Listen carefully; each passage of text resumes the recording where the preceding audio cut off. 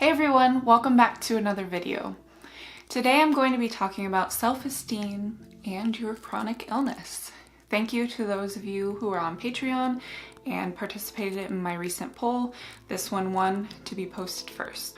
When talking about your self-esteem, there are many areas which can affect how you feel about yourself and your self-image. It's not just about how you look on the outside, but many times how you feel on the inside. For me, when I first got diagnosed, I had a really tough time because I was 14. I was a teenager, so they're pumping all these medicines in me. My face is getting puffy, my acne is getting worse. There were just so many things changing within my body, but on top of that, I didn't feel like myself. And with a chronic illness, you're in pain, you're fatigued, you're not your normal self. You have a completely different body. And with that, you lose your physical abilities to do things that you used to do. Like I played basketball at the time. I had a difficult time doing that. Or things such as work, even.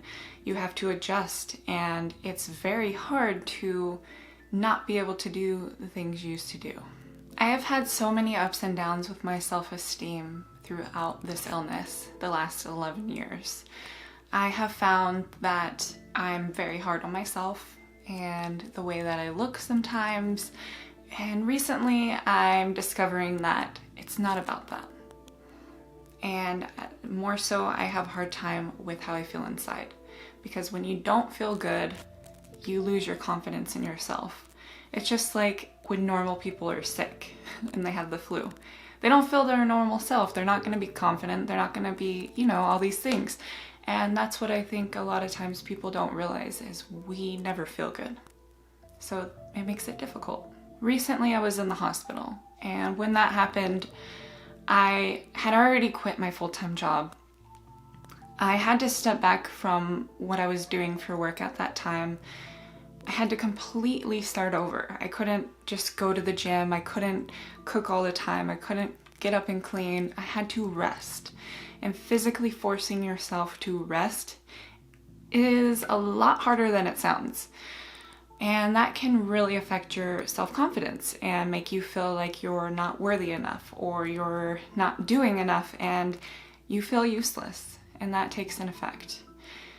Along with that, I was on 60 milligrams of prednisone, so you'll know what that really does to you. And it took a lot for me to be able to come on camera and share that journey with you. But I'm glad I did, because I know many of you can relate. So in the comments below, I want you to share your experiences with your self-esteem and when you had issues feeling your own confident, normal self. When you felt like you lost who you were. And even if it is right now, I want you to share if you feel like you can. And we can create a little community in here and share experiences. One thing that I have found helpful is for me to use my support system. So talking to my parents or my boyfriend and discussing with them how I'm feeling. If I'm feeling like I'm not doing enough, bouncing that off of them and allowing them to remind me that you're doing great, or giving me little tips to help me out, is always good. Another thing is looking inside of yourself.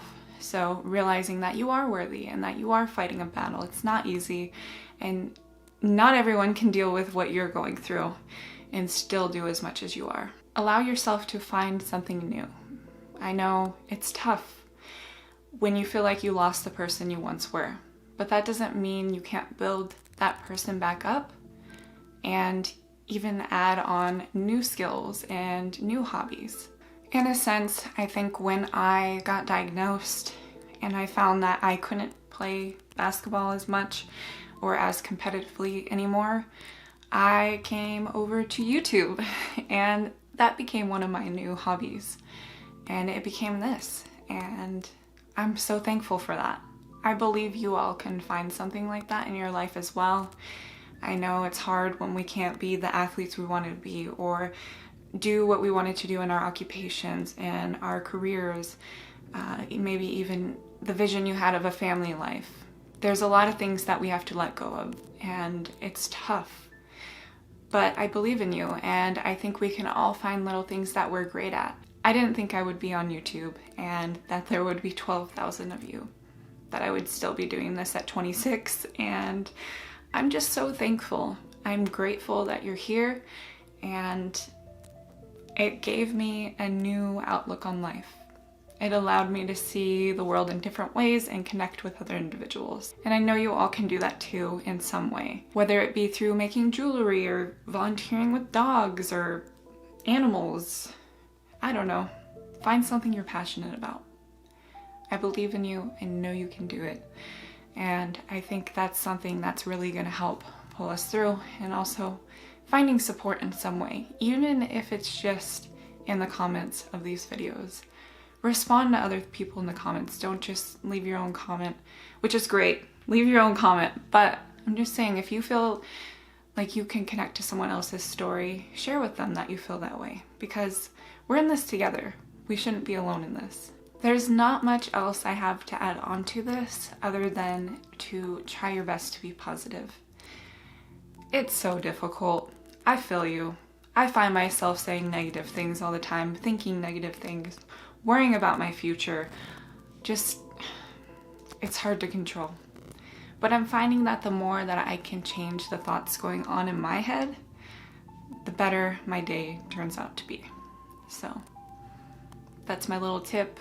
I know it's not always easy, but again, I know you can do it. All right. Thank you all for watching. I hope you enjoyed this. Don't forget to subscribe, like the video, and get notified. I said that backwards. Don't forget to like the video, subscribe, and get notified. And I'll see you next time. Bye!